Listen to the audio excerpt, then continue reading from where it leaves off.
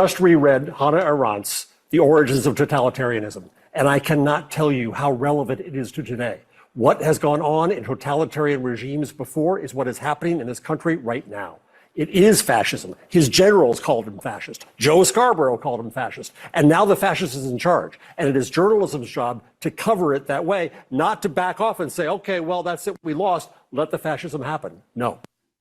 I agree. There we go. Joel, Christian Gill is here. It's the Karen Hunter Show. We must be the resistance. I mean, aren't we always? Aren't we always the resistance? Yeah. The caller that said, it's time to pull back, it's time to move on. I absolutely love to do nothing. But then you wake up and you're like, I can't do nothing. I can't, Right. Can't do nothing. I got to do something, Brian Stelter said that according to two sources with direct knowledge, Joe Scarborough and Mika Brzezinski were credibly concerned that they could face governmental and legal harassment from the incoming Trump administration. George Conway, Kellyanne Conway's husband, and questionable person in terms of being really about liberation, because how could you?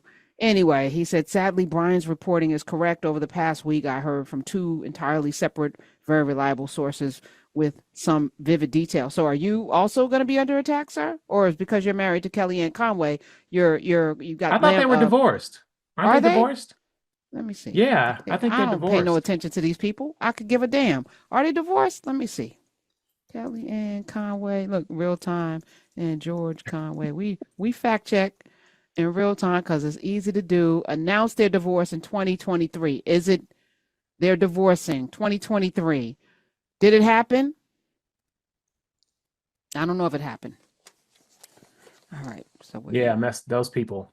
Though is George Conway? I don't know if George Conway is one of the people that I would like. I would say he's a white person, not a person who happens to be white. I agree.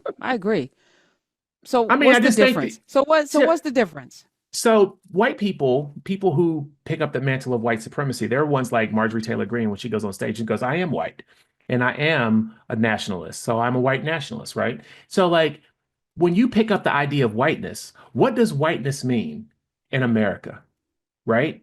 Because whiteness has always been defined in opposition to and above and special privileges in lieu of being black or brown, right? So that's what you're holding on to, right?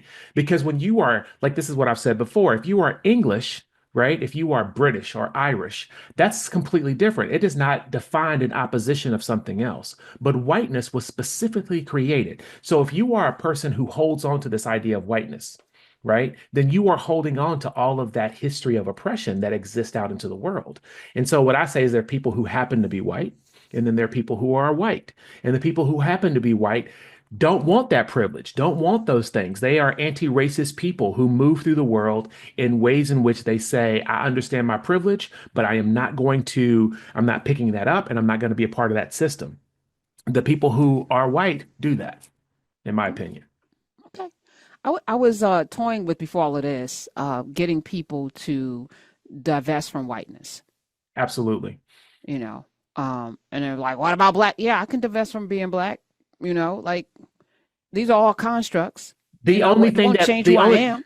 Right. The thing that I always say is the only thing that connects all black people in America, that the true connection of us, is the oppression of America. Because if we did not have that, then we would go to a place where there were, you would have that Republican uncle at dinner that was spouting off conservative ideas about big government and low taxes. And then you'd have somebody on, like, that's what you would have, right? But because of blackness being, the true e pluribus unum, right? This was the true out of many one, many tribes, many different people put together and turned into this one thing, right? That's the thing that people miss about black people, because black people in Jackson, Mississippi are different from black people in Roxbury, Massachusetts, right? They're different kinds of people. The thing that connects them is that oppression of America, that idea that we get looked at differently because of who we are. Like when people look at me and they go, oh, you should have played football in high school when I got a varsity letter in chess, right? Like they look at us and see one thing. And that is the thing that I need people to understand. And so when people say,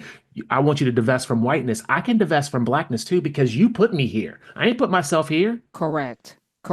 And we have to acknowledge that.